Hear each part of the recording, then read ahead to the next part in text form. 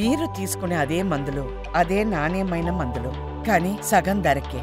అవును, MedPlus brands pi 50 to 80% తగ్గింపు.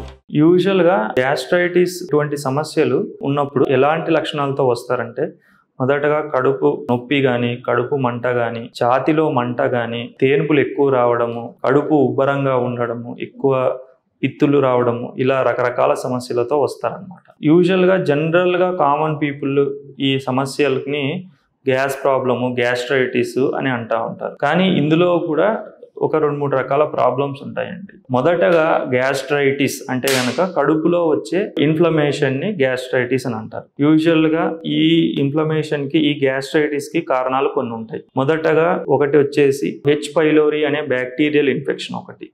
రెండవది ఎస్పెషల్లీ మనం నొప్పులు ఇటువంటి ఇబ్బంది ఉన్న పేషెంట్స్ ట్యాబ్లెట్స్ వాడుతుంటారు. నొప్పులు మాత్రలు వాడడము, లేదా వేరే ఏదైనా ట్యాబ్లెట్స్, యాంటీబయాటిక్స్ ఇటువంటి తీసుకున్న వాళ్ళలో ట్యాబ్లెట్స్ వాడడం వల్ల కూడా కొద్దిగా గ్యాస్ట్రైటిస్ వస్తుందండి.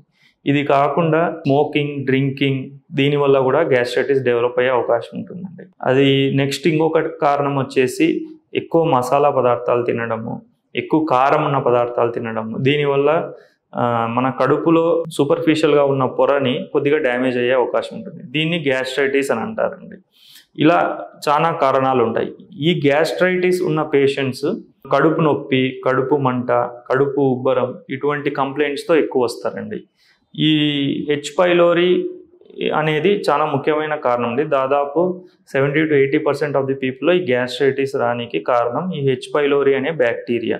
మనం ఎండోస్కోపీ చేసి హెచ్ పైలోరీ బ్యాక్టీరియల్ ఇన్ఫెక్షన్ని కన్ఫర్మ్ చేయొచ్చండి. ఈ హెచ్ పైలోరీ బ్యాక్టీరియల్ ఇన్ఫెక్షన్కి 2 వారాలు యాంటీబయాటిక్స్ ట్రీట్మెంట్ తీసుకున్నాకో మంచి రెస్పాన్స్ వస్తుందండి. ఇది కాకుండా మిగతా కారణాలు నేను చెప్పాను కదా, ఒకటి నొప్పు మాత్రలు ఎక్కువ వాడడం, ఆల్కహాల్, స్మోకింగ్, తర్వాత ఎక్కువ స్పైసీ ఫుడ్స్ తినడం, ఇవన్నీ మన చేతుల్లో ఉన్నాయన్నమాట. మనం అవన్నీ ఆపేసుకొని ట్యాబ్లెట్స్, కొద్దిగా యాసిడ్ సప్రెసింగ్ మెడిసిన్స్ కొన్ని రోజులు తీసుకున్నాకో యూజువల్గా రెస్పాన్స్ బాగా ఉంటుందండి.